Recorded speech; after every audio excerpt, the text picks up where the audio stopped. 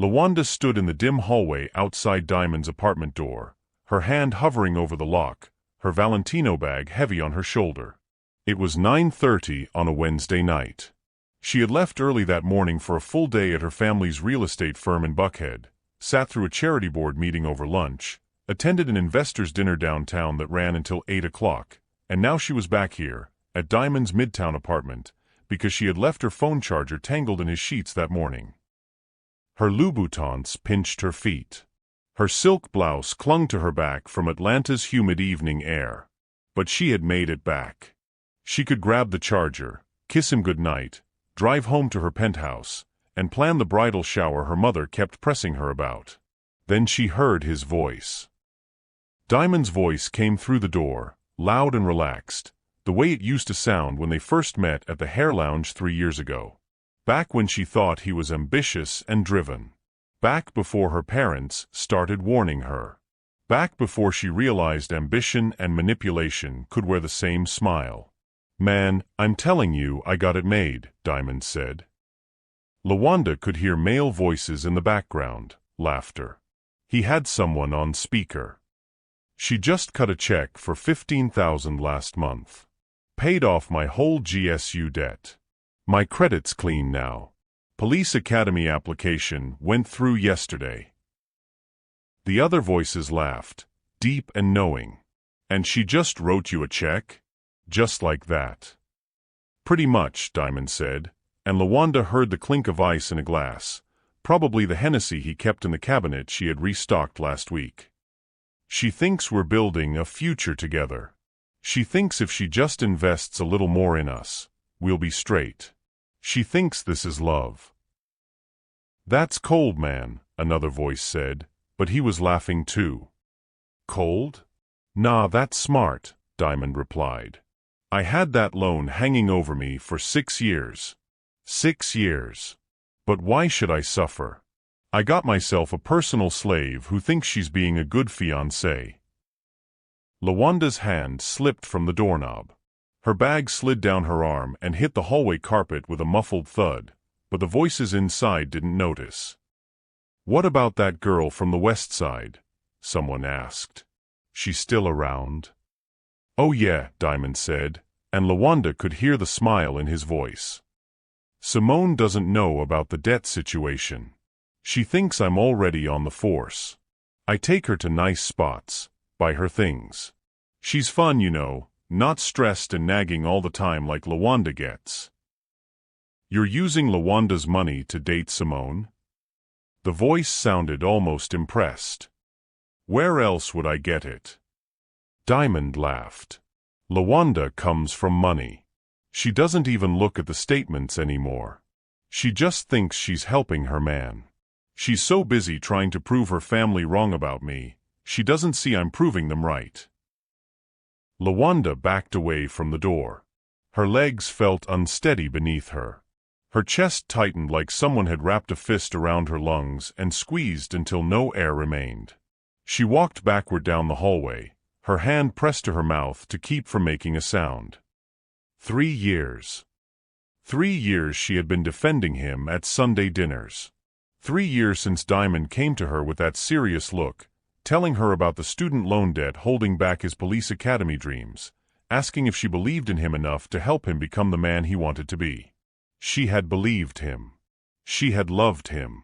She had ignored her father's raised eyebrows and her mother's tight-lipped warnings. So she had written the check, $15,000 from her trust fund, transferred directly to Georgia State University's collections department. She had felt proud, like she was investing in their future, like she was proving that love could transcend her family's doubts. And he had been laughing at her. He had been calling her his slave. He had been using her money to wine and dine another woman. LaWanda found herself back at the elevator, staring at her reflection in the polished brass doors. The woman looking back at her wore a $1,000 outfit and $20,000 worth of jewelry. But her eyes looked hollow, devastated and small. She had picked this building. When Diamond's lease was up 2 years ago, she had helped him move here, to this upscale midtown high-rise with the doorman and the gym and the reserved parking. She had thought they were building toward something. But Diamond had been building a cage, and she had been too in love, too naive to see the bars. LaWanda looked down at her hands. The engagement ring caught the hallway light, 3 carats of princess-cut diamond that she had helped him finance when he said he wanted to do it right. Everything about them, she had paid for. The ring, the debt, the apartment upgrade, the furniture, the lifestyle, everything. Her phone buzzed in her bag. A text from her father, dinner Sunday. Don't bring him. For 3 years, she had bristled at messages like that. Tonight, for the first time, she understood why he sent them. LaWanda pressed the elevator button and waited. She would not go back inside that apartment. She would not confront him tonight. She would do something far more devastating. She would call the family lawyer. LaWanda didn't remember getting to her car. One moment she was standing at the elevator, the next she was gripping her steering wheel in the parking garage, her hands shaking so violently the keys jangled against the ignition. She started the engine. The dashboard clock read 9:47. She had been upstairs for less than 5 minutes. 5 minutes to have her entire life recontextualized. She pulled out of the garage and onto Peachtree Street, the city lights blurring through tears she refused to let fall. Not yet. Not here. She merged onto I-85 North, muscle memory guiding her toward Buckhead, toward her family's estate, toward the life she had been so desperate to escape by choosing Diamond in the first place. The highway stretched before her, nearly empty at this hour. LaWanda's mind began to catalog, to inventory, to prosecute. 3 years of evidence scrolled through her memory like a deposition she was preparing for herself. The first sacrifice had seemed romantic. 6 months into dating, Diamond mentioned he couldn't afford to renew his salon booth lease and his credit cards were maxed. She had paid 3 months up front, $3,600, because she loved the way he looked at her when she handed him the check. Like she was saving him. Like she was different from other women. Her mother had pursed her lips when LaWanda mentioned it at brunch. Her father had said nothing, which was worse. Then came the car repairs. The emergency dental work. The wardrobe upgrades because he needed to look professional for networking events.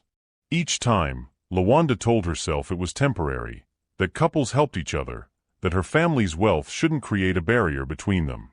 Each time, Diamond's gratitude felt like love, and her family's skepticism felt like snobbery she needed to rise above. The engagement ring appeared on her finger 18 months ago. She had gone with him to the jeweler, had admired the princess cut under the lights, had watched him put down a deposit he didn't have. Later, when the jeweler called about the remaining balance, Diamond had looked at her with those eyes, the ones that made her feel needed. She paid the $7,000 and told herself it was an investment in their future. LaWanda took the exit toward Tuxedo Road, where the homes sat back from the street behind gates and old money. She had grown up here, in the world of debutante balls and Jack and Jill, of Spellman legacies and family foundations. She had chosen Diamond specifically because he was the opposite of the men her parents paraded in front of her, the doctors and lawyers and business heirs who treated courtship like a merger negotiation. Diamond had seemed real. Hungry and ambitious in a way that felt earned rather than inherited. But he had been hungry for her money, not her. Ambitious for her resources, not her partnership. And she had been so eager to prove her family wrong, so determined to show that love could exist outside of their carefully curated social circles, that she had become exactly what they feared she would become, a fool. The $15,000 for GSU had been the final test. Diamond had cried when he asked. Actual tears in his eyes, talking about how this debt was the only thing standing between him and his dreams, how the police academy wouldn't accept him with collections on his credit report, how he had made mistakes when he was younger and was paying for them now. She had written the check the same day. Her father had seen the bank statement and hadn't spoken to her for a week. Personal slave. The words echoed in her mind with every mile marker she passed. That's what 3 years of devotion had earned her. That's what choosing love over wisdom had made her. A resource to be exploited. A means to an end. A joke he shared with his friends over expensive liquor she had purchased. Lawanda pulled through the gates of her family's estate at 10:23. The house sat illuminated against the night sky, all stone and glass and generations of accumulated power. She had spent her whole adult life trying to prove she was more than this address, more than this inheritance, more than the sum of her family's expectations. But tonight, for the first time, she was grateful for every bit of it. Because Diamond had made a critical miscalculation. He had mistaken her kindness for weakness, her generosity for stupidity, and her love for submission. He didn't know that Lawanda had grown up watching her father negotiate billion-dollar real estate deals. That she had sat through her mother's charity board meetings where socialites wielded philanthropy like warfare. That her family's attorney had been on retainer since before she was born. Diamond thought he had found a personal slave. What he had actually found was a woman with the resources to destroy him. Lawanda turned off the engine and sat in the circular driveway, staring at her family's home. The devastation she had felt in that hallway was still there, a physical ache in her chest that made breathing difficult. But underneath it, rising like floodwater, was something colder. Something her father would recognize. Something very Atlanta-ish. Very old money, and very calculated. She would not cry. She would not confront. She would not make a scene. She would lawyer up. She would gather evidence. She would recover every dollar. And she would make sure that when Diamond's police academy background check came through, the investigators would find exactly what they needed to know about his character. Lawanda picked up her phone and scrolled to her father's contact. It was late, but he would answer. He always answered when it came to protecting his family. The text was simple: "You were right about Diamond. I need Hayes first thing tomorrow." The response came within seconds, already texting him. "Come inside, baby girl." Lawanda stepped out of her car, her Louboutins clicking against the stone driveway. The devastation was still there, but it no longer controlled her. Now it fueled her. Her father was waiting in his study when she walked through the front door. Carlton Mitchell sat behind his mahogany desk, still wearing his reading glasses, a tumbler of bourbon untouched beside his laptop. He didn't ask if she was all right. He didn't offer sympathy. He simply gestured to the chair across from him, the same chair where Lawanda had sat as a teenager when they discussed her college applications, her career trajectory, her trust fund disbursements. Lawanda sat. She crossed her ankles. She placed her hands in her lap.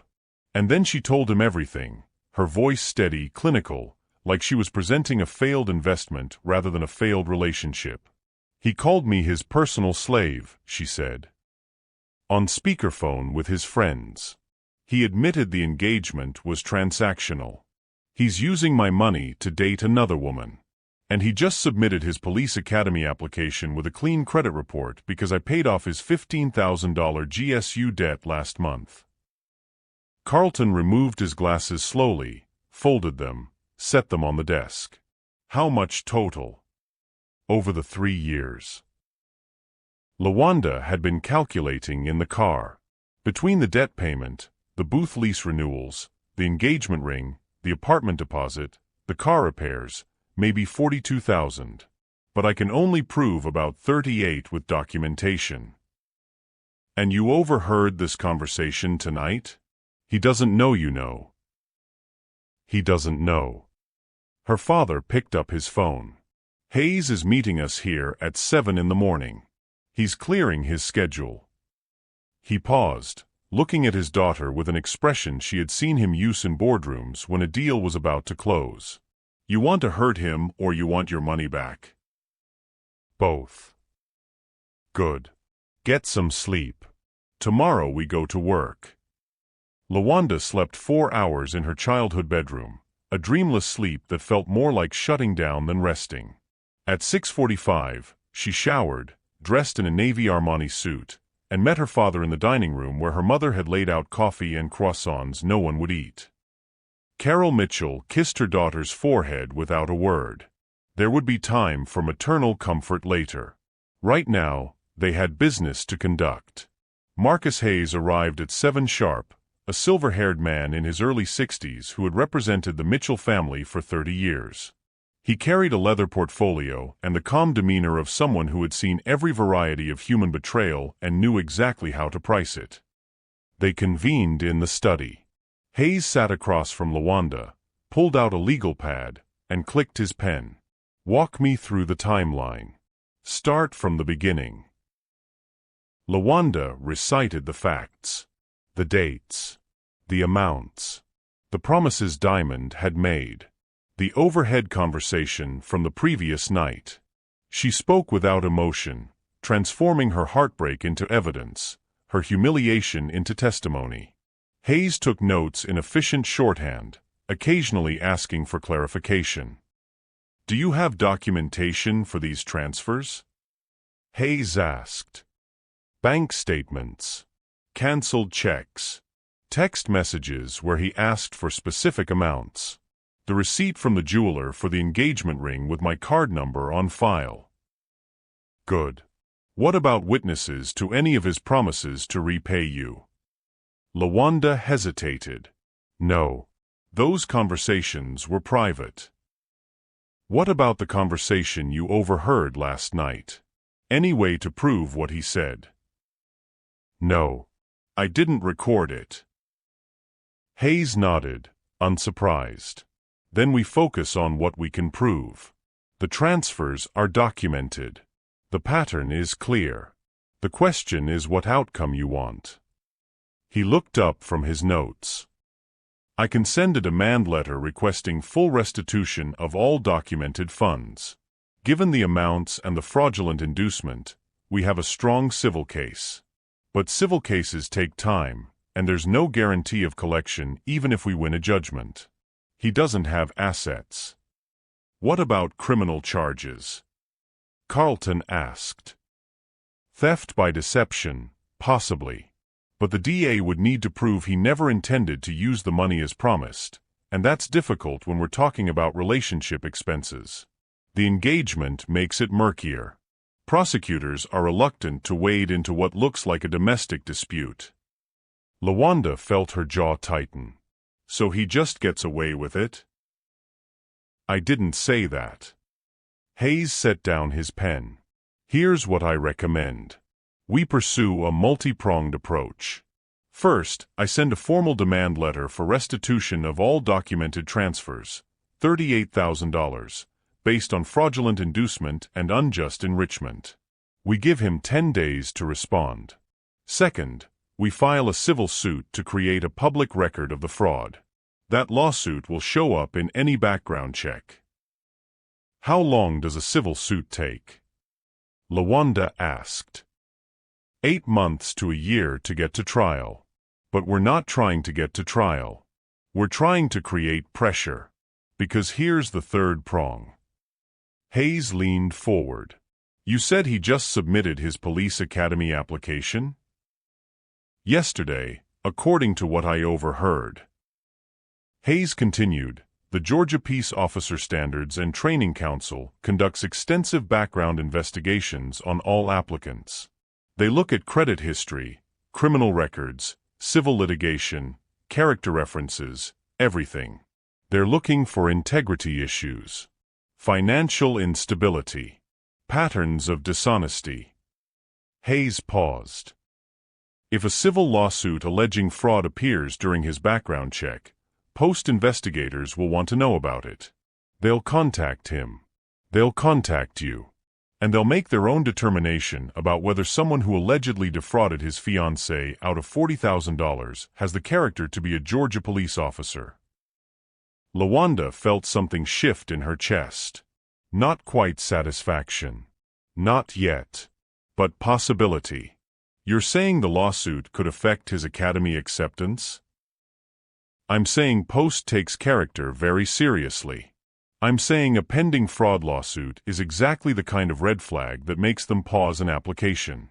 And I'm saying that if during their investigation, you or I happen to provide them with documentation of his financial manipulation, text messages where he asked for money, bank records showing a pattern of one-sided transfers. They'll factor that into their decision. Can we file the lawsuit before he starts the academy? Carlton asked. We can file it this week. The complaint will be public record immediately. By the time Post runs his background check, which typically happens in the first 30 days of application processing, it'll be there. LaWanda looked at her father, then back at Hayes. What if he agrees to repay everything? What if the demand letter works? Then we have a contract, and if he violates it, we sue for breach. But LaWanda, I've been doing this a long time. Men like Diamond don't have $40,000 sitting in a bank account. He spent your money as fast as you gave it to him. He might be able to scrape together a few thousand, but full restitution. Hayes shook his head. Unlikely. Which is why the lawsuit is important. It's not just about the money. It's about the record. It's about making sure his betrayal has consequences that follow him. What about the other woman? Diane spoke for the first time from her position near the window. The one he's dating with LaWanda's money. Can we use that? Not legally relevant to the fraud claim, Hayes said. But morally reprehensible? Absolutely. And if Post investigators ask LaWanda what led to the breakdown of the relationship, she's entitled to tell them the truth. All of it. Carlton stood, walked to the bar cart, and poured himself a proper bourbon this time. So we're clear on the strategy. Demand letter by end of business today. Civil lawsuit filed by Friday. Documentation package prepared for Post if they contact us during Diamond's background investigation. Anything else? Hayes looked at LaWanda. I need you to gather everything. Every bank statement showing a transfer to him or a payment on his behalf. Every text message where he asked for money or promised to pay you back. Every receipt. Every email. I need a timeline of the relationship with dates and amounts. Can you do that? LaWanda thought about the 3 years of evidence scattered across her digital life.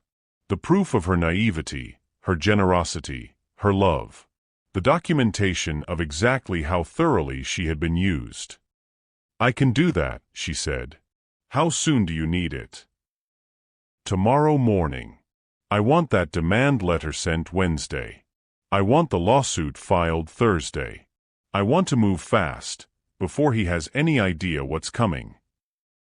He doesn't know I overheard him, LaWanda said quietly. He still thinks I'm his personal slave. Hayes smiled, and it wasn't kind. Then let's educate him. Slowly. Publicly. Expensively. The meeting concluded at 8:47. Hayes left with his portfolio full of preliminary notes and a retainer check from Carlton that LaWanda didn't see the amount of and didn't ask about. Her father walked the attorney to the door, their conversation dropping to murmurs about discovery timelines and service of process. LaWanda stayed in the study, staring at her father's law degree on the wall, his MBA from Harvard, his photographs with mayors and governors and businessmen who shaped Atlanta. She had spent so long trying to prove she didn't need this world, this network, this architecture of power and connection her family had built over generations. Now she was grateful for every piece of it. Because Diamond had picked the wrong woman to exploit. He had chosen someone with resources he couldn't imagine and a family who knew exactly how to wield them. Her phone buzzed. A text from Diamond. You left your charger here last night. Want me to drop it off? LaWanda stared at the message. He had no idea. No idea she had been standing in that hallway. No idea his entire future was about to collapse. No idea that at this very moment, one of Atlanta's most expensive attorneys was drafting the first document in his destruction. She typed back, "No rush. I'll grab it later this week." Let him think everything was normal. Let him think she was still his personal slave, still naive, still useful. By the time he realized the truth, it would be too late. LaWanda texted Diamond at 11 o'clock the next morning, coming by after lunch to grab some clothes and paperwork. "You home?" His response came immediately, "Yeah, babe. Keys where it always is if I'm in the shower." Perfect. She arrived at 1:30 with an empty designer tote bag and a mental checklist Hayes had given her. Diamond was sprawled on the couch watching ESPN, a protein shake on the coffee table, completely relaxed. He smiled when she walked in, that same easy smile that used to make her stomach flip. Now it made her skin crawl. "Hey beautiful," he said, standing to kiss her cheek. "Grabbing stuff for the weekend?" "Just some work files I left in the bedroom," LaWanda said smoothly. "And maybe that black dress for the fundraiser Saturday." "Cool. I'll be right here." LaWanda walked into the bedroom and closed the door most of the way, leaving it open just enough that it wouldn't seem suspicious. Her heart hammered against her ribs. She could hear the television, the announcer's voice discussing draft picks. Diamond laughed at something. It was his normal laugh, relaxed and clueless. She moved quickly. The filing cabinet in his closet where he kept important papers, the one she had organized for him 6 months ago. She knew exactly where everything was because she had been the one to create the system. Bank statements in the front folder. She flipped through until she found the GSU payment confirmation, $15,000, her account number printed clearly at the bottom. She photographed it with her phone, made sure the image was sharp, then carefully replaced it exactly as she had found it. Next, the desk drawer. Receipts, old mail, a tangle of charging cables. There, wedged between expired insurance cards, the jewelry store receipt. $7,200 for a princess-cut engagement ring, her credit card number on file for the final payment. Photograph. Replace. Her hands were steady, but her breathing was shallow. The closet yielded more evidence.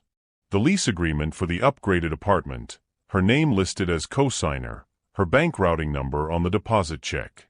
Photograph. A folder labeled Career, containing his police academy application packet, the acceptance letter dated 4 days ago, a checklist of required documents with background investigation, circled in red. Photograph everything. LaWanda checked the bedroom door. Diamond was still on the couch, his back to her, absorbed in the game. She opened her phone and scrolled through their text history, screenshotting every conversation where he had asked for money. "Every baby I'm short on rent this month, and the car needs new brakes, can you cover it? And I promise I'll pay you back when the salon picks up." 3 years of documented manipulation, now preserved as evidence. She was about to close the closet when she noticed something. A shoebox on the top shelf, tucked behind his winter coats. It wasn't part of his normal storage system. It didn't belong there. LaWanda glanced at the door again. The television was loud. She could hear Diamond on his phone now, talking to someone about weekend plans. She had maybe 2 minutes. She pulled down the shoebox. Inside were bank statements, but not from the account she knew about. A different bank. A different account. She opened the most recent statement and her blood went cold. Deposits. Multiple deposits over the past 6 months. 3,000 here. 5,000 there. Small amounts, carefully staggered. And a note clipped to the statement in Diamond's handwriting, "Simone birthday with a date 3 weeks away." LaWanda's mind raced. This wasn't just about the 15,000 she had paid to GSU. Diamond had another account. He was hiding money.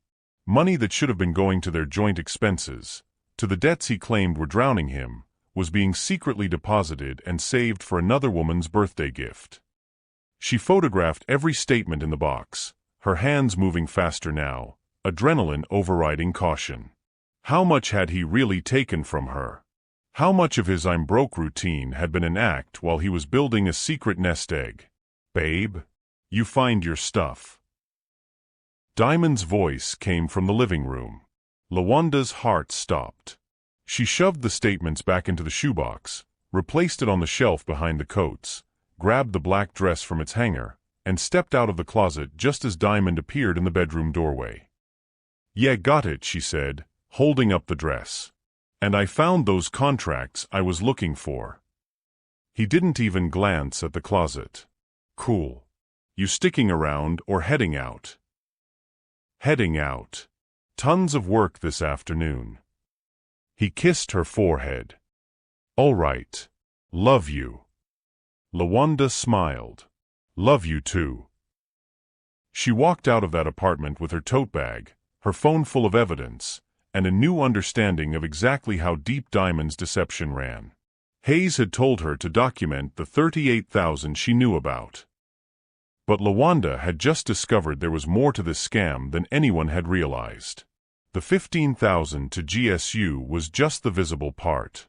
Diamond wasn't just using her money to survive.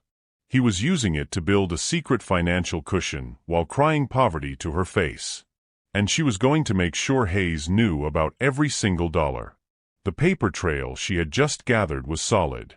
But that hidden shoebox, those secret deposits, that note about Simone's birthday gift? That was the evidence that would prove Diamond wasn't a man who made mistakes. He was a man who ran calculated, long-term cons. And LaWanda was about to expose all of it. Hayes needed 5 days to prepare the paperwork. 5 days for the demand letter to be drafted, reviewed, and finalized. 5 days for the civil complaint to be filed with the court. 5 days during which LaWanda had to pretend she was still Diamond's devoted fiancé and not the woman who was about to dismantle his entire future. She accepted his lunch invitation for Thursday. "That new spot in Buckhead," he had texted. "The one you mentioned. My treat." My treat. LaWanda almost laughed. Everything was her treat. It always had been. She met him at the restaurant at noon, a trendy bistro where entrees started at $45 and the wine list required a sommelier. Diamond was already seated when she arrived, scrolling through his phone, wearing a brand-new polo shirt she didn't recognize. Tom Ford, if she had to guess. At least $300. "Hey beautiful," he said, standing to pull out her chair. The gentleman's gesture felt obscene now, performative chivalry from a man who had called her his personal slave 4 days ago. LaWanda smiled as she sat down, smoothing her napkin across her lap. "New shirt," she pointed out. "This?" "Yeah, I picked it up yesterday. Had a good month at the salon." He said it so easily, the lie sliding out with practiced comfort. LaWanda thought about the secret bank statements in his closet, the deposits that proved the salon was doing better than he ever let on, money he was hiding while she paid his bills. "It looks good," she said. "You deserve to treat yourself." The waiter appeared. Diamond ordered the ribeye, medium rare, and a glass of Pinot Noir from a California vineyard LaWanda knew cost $30 by the glass. She ordered a salad and water. She had learned early in their relationship that someone had to be financially responsible, and Diamond had made it clear it wouldn't be him. "So I've been thinking about the wedding," Diamond said after the waiter left. "Maybe next spring?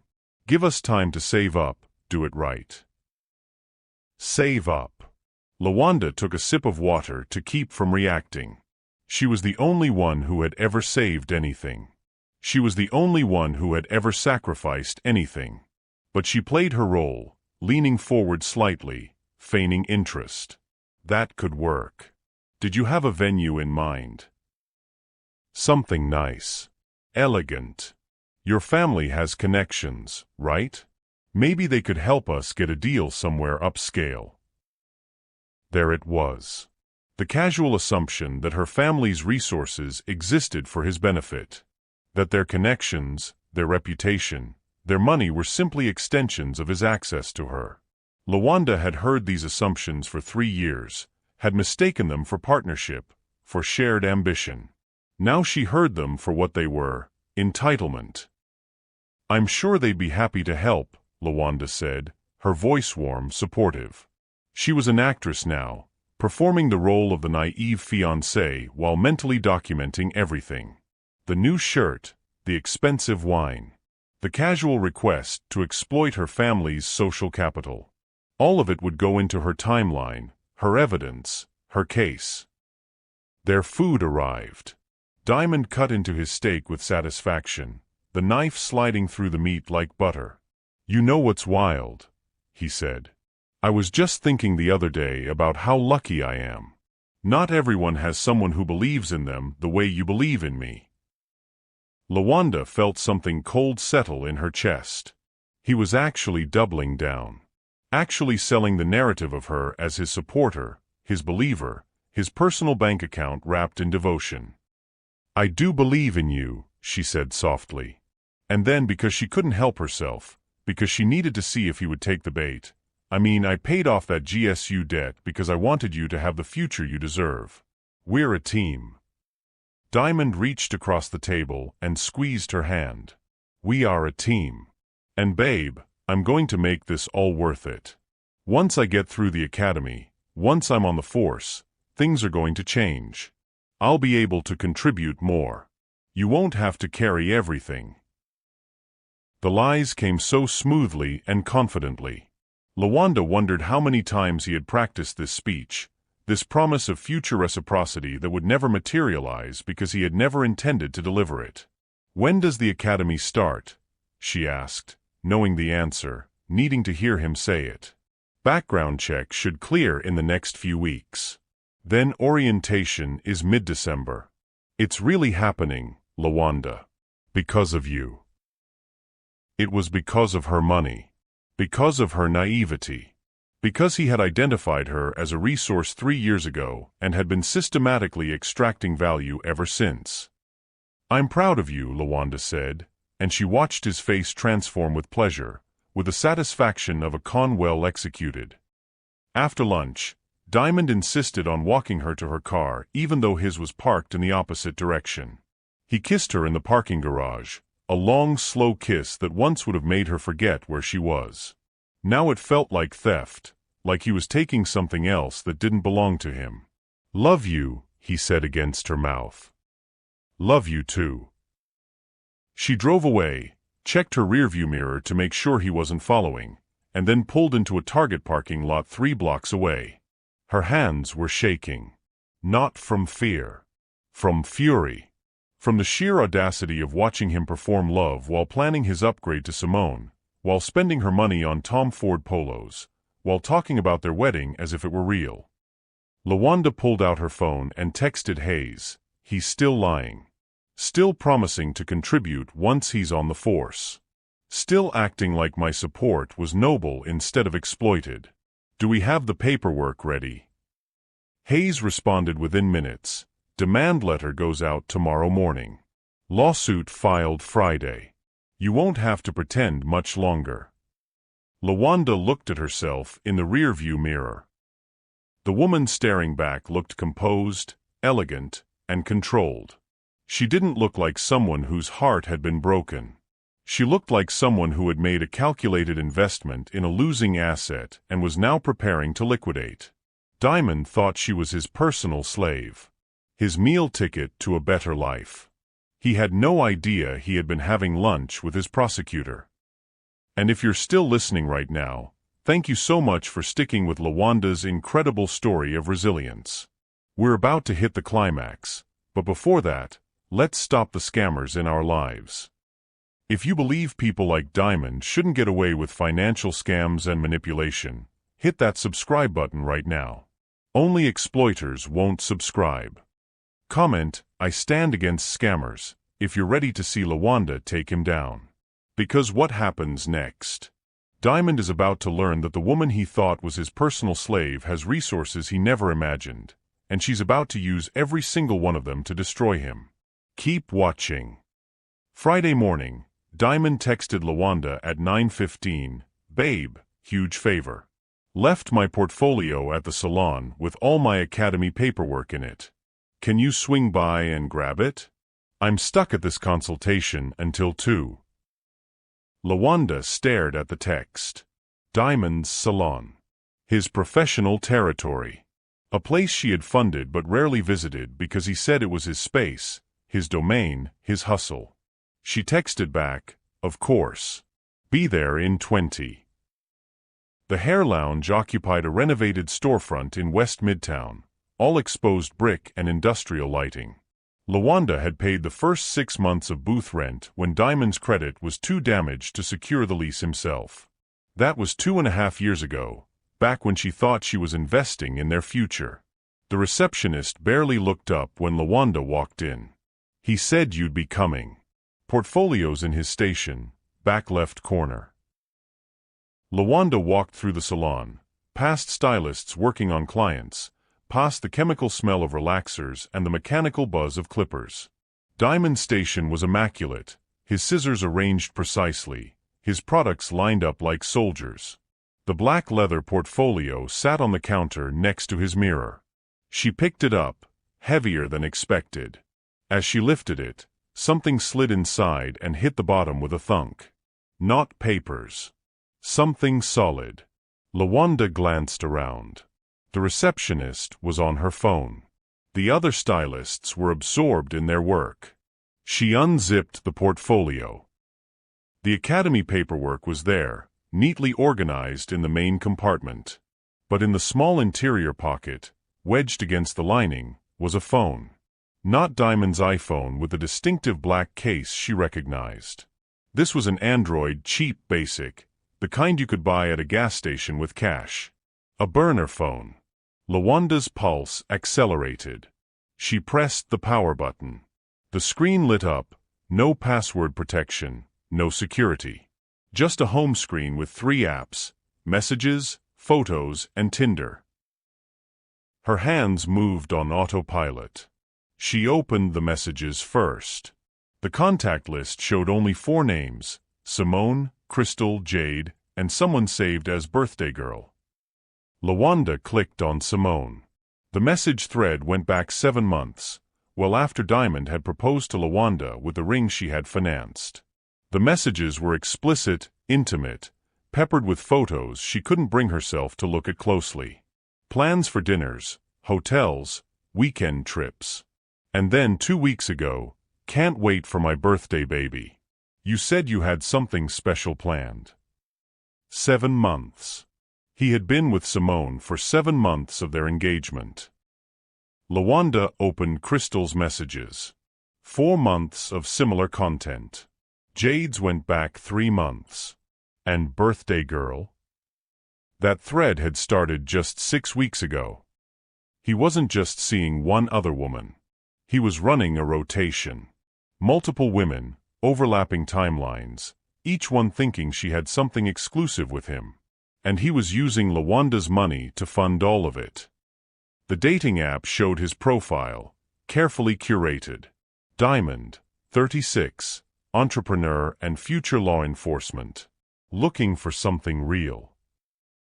His bio mentioned ambition, goals, the police academy. It mentioned nothing about being engaged. There were recent matches, recent messages, evidence that he was still actively searching for more women to deceive even as he planned their wedding. LaWanda felt something crack inside her chest, not heartbreak this time but pure incandescent rage. The financial fraud had been devastating. The personal slave comment had been humiliating. But this? This was systematic, predatory, ongoing betrayal. He hadn't made a mistake. He hadn't gotten caught up in one affair. He was operating a calculated scheme, using her stability and money as his foundation while he built an empire of deception on top of it. She pulled out her own phone and photographed everything. Every message thread. Every photo that wasn't explicit. Every dating app match. The evidence loaded into her camera roll. Dozens of images that proved Diamond wasn't just a liar. He was a serial manipulator running simultaneous cons on multiple women. LaWanda's hands shook as she returned the burner phone to the portfolio pocket exactly as she had found it. She zipped it closed, checked her appearance in Diamond's mirror to make sure her face didn't betray what she had just discovered, and walked out of the salon with the portfolio and a level of fury that transcended anything she had felt before. In her car, she forwarded every photo to Hayes with a single text, found his burner phone at the salon. He's not just scamming me. He's running a multi-woman operation. Multiple relationships during our engagement. I need this in the lawsuit." Hayes responded immediately, "This changes everything. Come to the office. Now." LaWanda started her car, her mind racing. The demand letter was supposed to go out today. The lawsuit was supposed to be filed Monday. But this new evidence, this proof of systematic ongoing fraud and deception, this elevated everything. Diamond hadn't just betrayed her. He had been actively hunting for more victims while she paid his bills and planned their wedding. And now LaWanda wasn't just going to destroy his police academy dreams.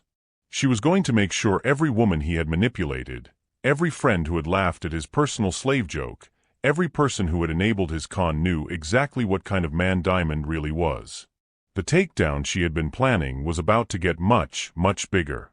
Because LaWanda had just discovered the full scope of Diamond's operation, and she had the evidence to burn it all to the ground. Stay with me, because what LaWanda does next with this explosive evidence will shock you. Diamond thought he was untouchable. He thought his charm and her devotion would protect him forever.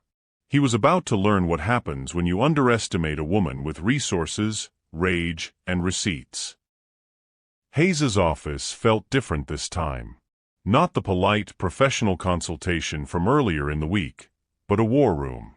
The conference table was covered with printed documents, timeline charts, bank statements, and blown-up screenshots from Diamond's burner phone. LaWanda's father sat at the head of the table, his expression carved from stone. Hayes stood at a whiteboard, marker in hand, mapping out the operation like a general planning an invasion. "The burner phone changes our approach," Hayes said, tapping the board where he had written public exposure in red marker. "This isn't just about recovering your money anymore. This is about protecting other women from becoming his next victims." LaWanda sat perfectly still, her rage from the salon now refined into something sharper, colder, more useful. "What are you proposing?" "We go public. Strategically and devastatingly." Hayes drew a circle around the words hair lounge. His salon is his power base. His professional identity. His ego. That's where we hit him. Carlton leaned forward. "Explain." "We serve him with a demand letter and lawsuit papers in front of his colleagues and clients. Maximum witnesses. Maximum humiliation. But more importantly, maximum documentation. Everyone in that salon will remember the day Diamond got exposed. When the Post investigators interview his character references during the background check, those witnesses will have a story to tell." LaWanda felt a smile ghost across her lips. "You want to turn his own professional network against him." "I want to make it impossible for anyone to vouch for his character with a straight face. Post doesn't just look at criminal records. They interview employers, colleagues, friends. They ask about integrity, honesty, financial responsibility. After what we're planning, every person in that salon will know Diamond is a fraud." "When?" Carlton asked. Hayes checked his watch. "The lawsuit is filed Monday morning. We serve him Tuesday at 2 p.m. That's peak business hours at the salon. Maximum foot traffic. Maximum impact." "And the burner phone evidence?" LaWanda asked. "Attached to the lawsuit as Exhibit C. 4 women, overlapping relationships, all during your engagement. The judge will see it. Post will see it. And when we serve him publicly, his colleagues will hear about it." Carlton stood, walked to the window overlooking downtown Atlanta. "You're not just suing him.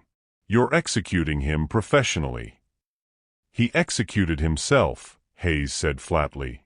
"We're just presenting the evidence." LaWanda pulled out her phone, opened her notes app where she had been drafting something during the drive from the salon. "I want to say something when we serve him. Something he'll remember. Something everyone in that room will remember." Hayes nodded. "What did you have in mind?" She read from her notes, her voice steady.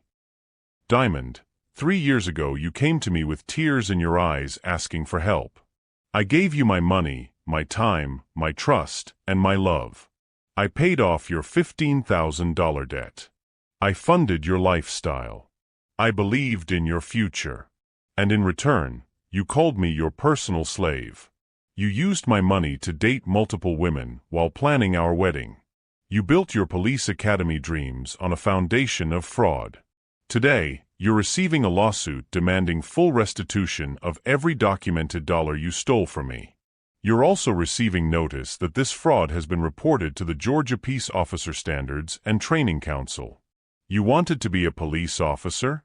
You wanted to uphold the law? Let's start with you being held accountable under it. The room was silent for 3 seconds. Then Carlton began to clap, slow and deliberate. That's my daughter. Hayes made notes on his legal pad. Perfect. Short. Devastating. Legally airtight. We'll have my associate record it on her phone, audio, and video. Documentation for post and for our records. What happens after I say that? LaWanda asked. He'll try to deny it.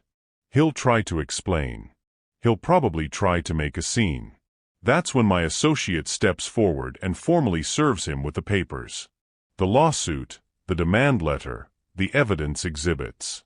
All of it becomes real in that moment. And everyone watching will understand exactly what kind of man he is. LaWanda thought about Diamond's face, the shock, the humiliation, and the collapse of his carefully constructed image. She thought about the women on his burner phone who still believed his lies. She thought about the police academy instructors who would read her lawsuit and decide whether Diamond had the character to wear a badge. Tuesday at 2 p.m., she said. I'll be there. Hayes capped his marker. One more thing. After we serve him, you walk out without looking back. No matter what he says. No matter what he promises. You deliver your statement, watch him get served, and leave. The legal process takes over from there. And the other women? LaWanda asked. Crystal, Jade, Simone, the others?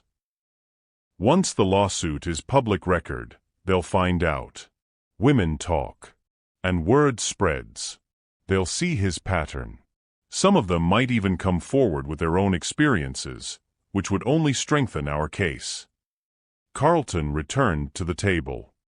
And if he tries to contact LaWanda before Tuesday? She maintains minimal contact. No meetings. No confrontations. Nothing that could be used to claim she provoked him or acted improperly. We keep this professional, legal, and airtight. LaWanda stood, straightened her blazer, felt the weight of what was about to happen settle into her bones. This wasn't heartbreak anymore. This wasn't even revenge. This was justice, calculated and precise, delivered by a woman who had finally stopped apologizing for having power and started using it. Tuesday couldn't come fast enough. Because Diamond was about to learn that the woman he called his personal slave had just become his worst nightmare. And the entire city of Atlanta was about to watch it happen. Tuesday arrived with crystalline clarity, the kind of fall day in Atlanta where the air itself feels sharp and decisive. LaWanda dressed with the precision of a woman preparing for battle. Cream Chanel suit, structured and immaculate. Louboutins that added 3 inches to her height. Her grandmother's pearl necklace, the one that had been in the family for 4 generations. Hair styled in a sleek low bun. Makeup flawless but understated. She looked like old money, new power, and absolute certainty. Hayes's associate, a sharp-eyed woman named Monica who specialized in process serving, met LaWanda in the parking lot of the Hair Lounge at 1:55 p.m. She carried a leather portfolio containing the lawsuit, the demand letter, and 47 pages of documented evidence. Her phone was already recording, tucked discreetly in her jacket pocket with the lens positioned to capture everything. "You ready?" Monica asked. LaWanda checked her reflection in her car window one last time. The woman staring back at her looked nothing like the exhausted, devoted fiancé who had stood in Diamond's hallway 10 days ago. This woman looked dangerous. "I'm ready." They walked into the salon together at exactly 2 p.m. The space was packed, every station occupied, the waiting area filled with clients scrolling through their phones. The receptionist looked up, recognition flashing across her face. "Oh, hey LaWanda. Diamond's with a client, but—" "That's fine," LaWanda cut in, her voice carrying across the salon with a clarity that made several heads turn. "This won't take long." She walked through the salon like she owned it, which in a way, she did. Her money had kept this booth lease current for 2.5 years. Her money had bought the scissors, the products, the chair where Diamond now sat working on a client's fade, his back to the entrance, laughing at something the young man in his chair had said. LaWanda stopped 3 feet behind him. The salon had gone quiet, the kind of sudden silence that happens when people sense something significant is about to occur.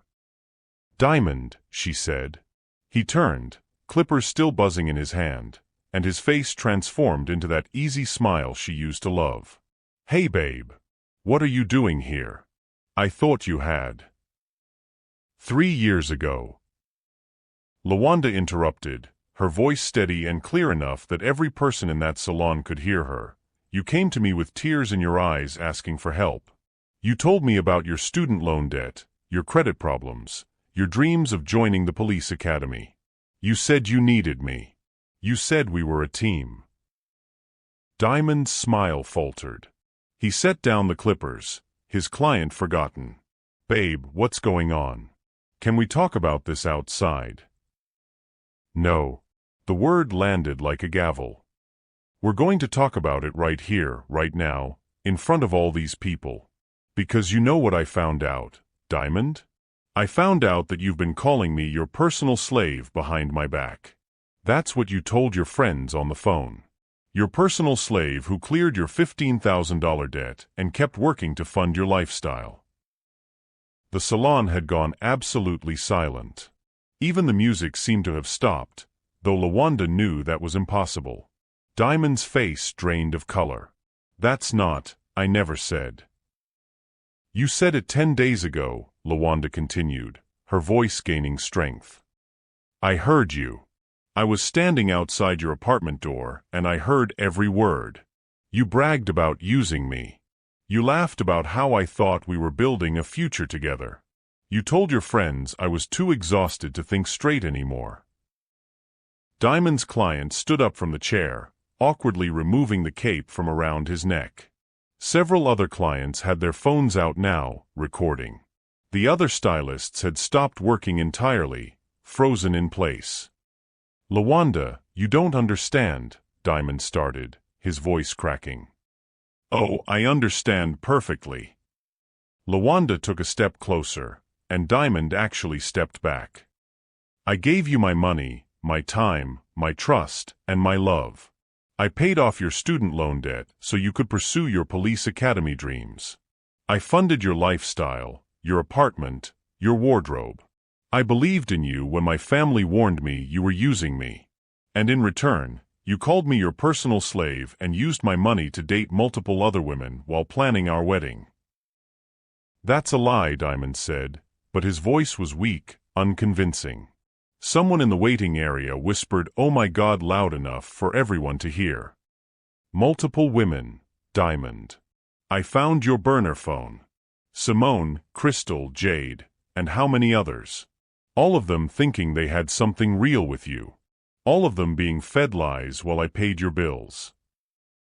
Diamond's face shifted from shock to panic to something uglier, desperate. "You went through my phone? That's invasion of privacy. You can't." "I can," LaWanda said, and now she let the full force of her rage show, cold and controlled and absolutely devastating. "Because everything you built was on my money. Every dollar you spent on those women came from me. Every nice dinner, every hotel room, every gift you bought for Simone's birthday that you were planning? My money. You stole from me. You defrauded me. And you did it all while calling yourself a future police officer. The room erupted in murmurs. Diamond looked around wildly, seeing his professional reputation crumbling in real time, seeing the disgust on his colleagues' faces, seeing clients recording his humiliation. "Everyone makes mistakes," he said, his voice rising. "We can work through this. Babe, please, let's just go outside and talk about this like adults." "We're done talking," LaWanda said. She looked at Monica and nodded. Monica stepped forward, professional and precise. "Diamond Terrell Jackson." Diamond's eyes went wide. "Who are you?" "I'm here to serve you with legal documents." Monica pulled the papers from her portfolio, her phone still recording from her pocket. "You're being served with a civil lawsuit filed in Fulton County Superior Court by LaWanda Solange Mitchell for fraud, unjust enrichment, and breach of fiduciary duty. The lawsuit demands full restitution of $38,457, plus interest, court costs, and attorney's fees." She handed him the thick stack of papers. Diamond's hands shook as he took them, staring at the cover page like he couldn't comprehend what he was reading. "You're also receiving this demand letter from Mitchell Family Legal Counsel requiring payment in full within 30 days or face additional legal action." Another document. Diamond's hands were so unsteady now that he nearly dropped the papers.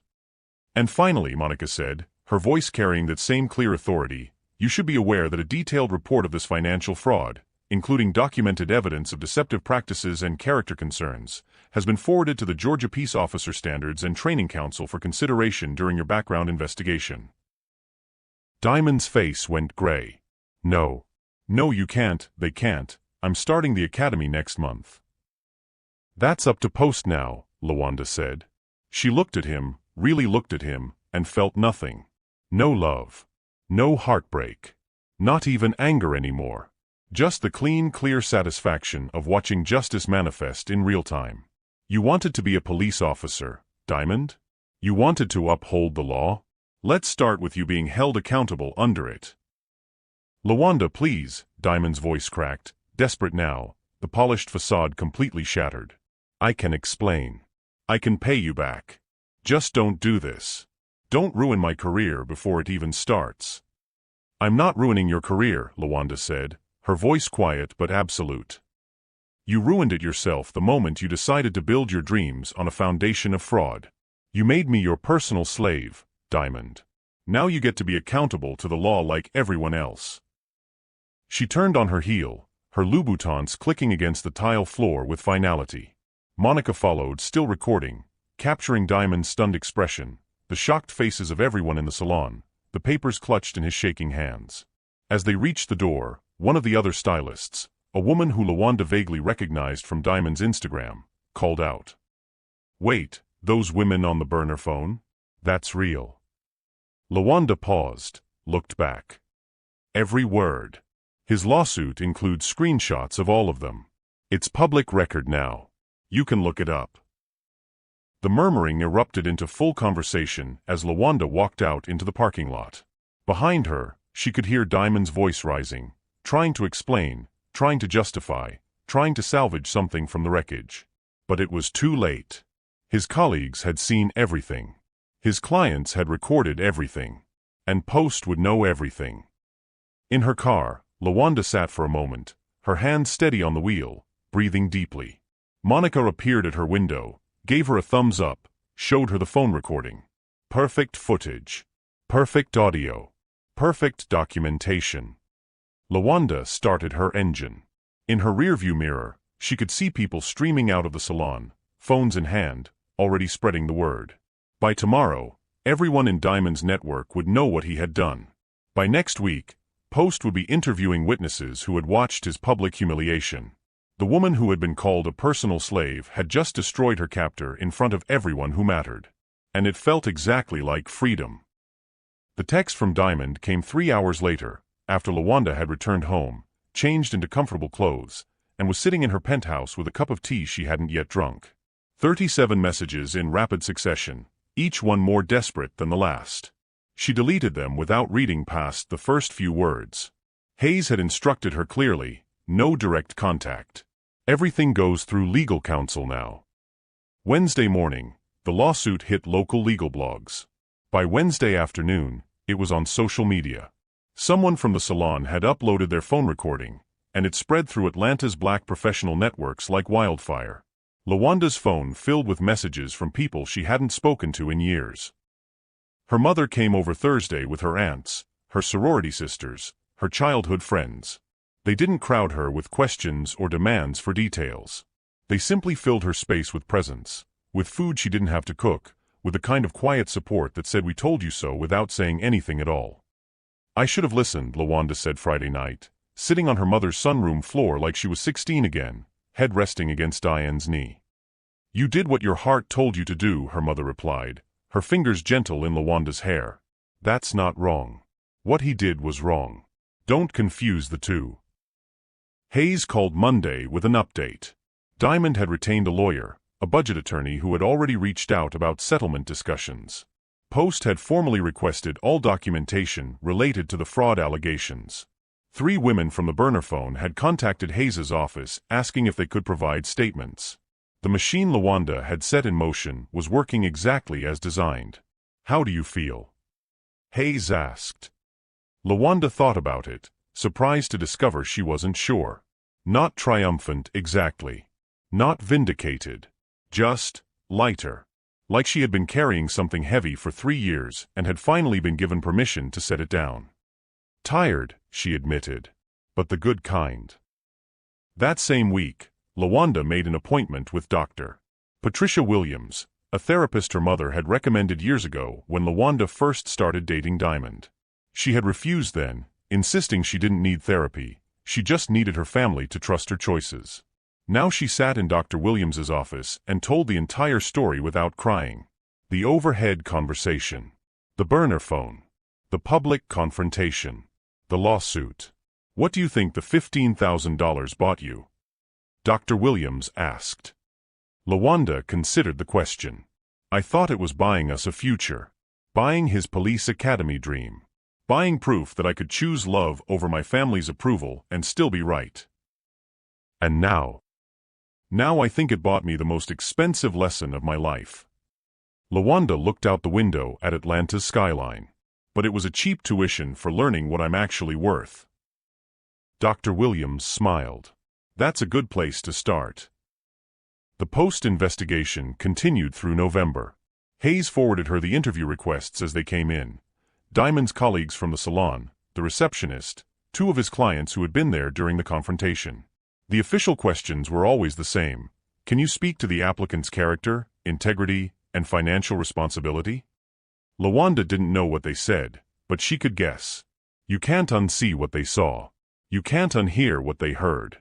Diamond's calls stopped after the 2nd week. His texts dwindled to nothing by Thanksgiving. Hayes reported that the settlement negotiations had stalled because Diamond couldn't come up with more than $5,000. The lawsuit would proceed to discovery, to depositions, to the slow grind of civil litigation that would follow Diamond for months or years. But LaWanda found she didn't need to know every detail anymore. She had done what she needed to do. She had documented the truth. She had exposed the fraud. She had protected herself and possibly saved other women from the same fate. The rest was just paperwork. December arrived cold and clear. LaWanda's father took her to breakfast at their favorite spot in Buckhead, the one where they used to go when she was in college and needed advice she didn't want to ask for. "You did good, baby girl," Carlton said, cutting his waffle with the precision of a man who had won more battles than he'd lost. "You handled it like a Mitchell." LaWanda smiled, and this time it reached her eyes. "I handled it like me." Her father raised his coffee cup in a silent toast, and LaWanda understood that this was his version of an apology for every "I told you so" he had wanted to say but hadn't. That afternoon, she went shopping alone for the first time in 3 years without checking her bank balance first, without calculating how much she needed to save for Diamond's next crisis, without the weight of someone else's financial irresponsibility on her shoulders. She bought herself a coat. Expensive, impractical, beautiful. Just because she wanted it. And when the sales associate asked if it was a gift, LaWanda looked at her reflection in the mirror, strong, free, and finally done apologizing for having power, and said, "Yes. For me." 3 months later, LaWanda stood at the head of a glass conference table in Midtown Atlanta, 30 floors above the city that had watched her fall and rise again. The Mitchell Capital logo gleamed on the wall behind her, sleek and modern, the culmination of everything she had learned about investment, resilience, and the price of self-worth. "Gentlemen, as you can see from the prospectus, our portfolio has outperformed market expectations by 18% in our first quarter." LaWanda clicked through the presentation with the ease of someone born to command rooms like this. "We're positioned to expand into 3 additional markets by year's end." The investors around the table, all men, all older, all initially skeptical of a 24-year-old woman launching her own venture capital firm, leaned forward with interest now. She had their attention. She had their respect. More importantly, she had their money. The settlement with Diamond had come through in February. Not the full $38,000. His lawyer had negotiated it down to $27,000 paid in installments, but Hayes had assured her the payment plan was backed by a lien on Diamond's future earnings. Every dollar he made for the next 5 years would be garnished until the debt was paid. As for the police academy, Post had declined his application in January. "Character concerns," the rejection letter had said. No details provided, no appeal process offered. Just a closed door and a destroyed dream. LaWanda had taken the settlement money, added an equal amount from her trust fund, and built Mitchell Capital from the ground up. She specialized in funding women-owned businesses, particularly those led by women who had overcome financial abuse or economic manipulation. Her first client had been Crystal, one of Diamond's other victims, who needed startup capital for a beauty supply company after discovering she'd been financing Diamond's lifestyle just like LaWanda had. "I believe we have enough for a preliminary commitment," the lead investor said, extending his hand across the table. "Welcome to the next level, Ms. Mitchell." LaWanda shook his hand firmly, feeling the weight of the moment. 6 months ago, she had been standing in a salon watching a man who called her his personal slave receive the legal consequences of his fraud. Today, she was closing a $2 million investment deal that would let her help other women escape the same trap. That evening, LaWanda sat in her penthouse overlooking the Atlanta skyline, a glass of wine in her hand, her laptop open to her company's bank account. Mitchell Capital was real. It was profitable. It was hers. Her phone buzzed.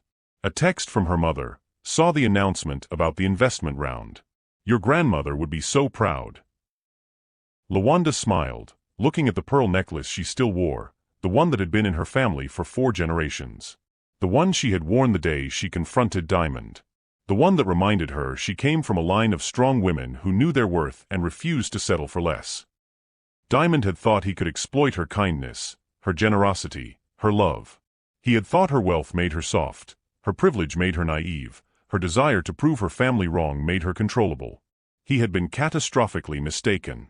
Because LaWanda hadn't just recovered from his betrayal. She had transformed it into fuel. She had taken the most painful lesson of her life and used it to build something that would protect other women from learning the same lesson the hard way. She raised her wine glass to her reflection in the window, to the woman who had been called a personal slave and had emerged as her own liberator. "To cheap tuition," she said to the empty room, "and expensive freedom."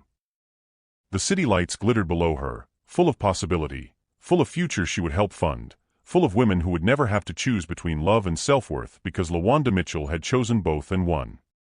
The victory wasn't over Diamond anymore. It never really had been. The victory was over the version of herself who had been too afraid to claim her own power, too eager to prove she didn't need her family's resources, too willing to sacrifice her dignity for a man who saw her as nothing more than a transaction. That woman was gone. And in her place stood someone stronger, wiser, and absolutely unstoppable. If you believe financial manipulators like Diamond shouldn't get away with exploiting the people who trust them, kindly like this video. Only scammers and people who exploit others would scroll past this story without taking a stand. Comment, "I stand against financial abuse," if you believe love should never come with a price tag. Don't be like Diamond, someone who uses people and throws them away. Be like LaWanda, someone who fights back, protects others, and builds something powerful from the ashes of betrayal. Subscribe if you stand for justice. Share this story if you know someone who needs to hear it. Because the only way predators like Diamond keep winning is when good people stay silent. Don't let them win. Subscribe now.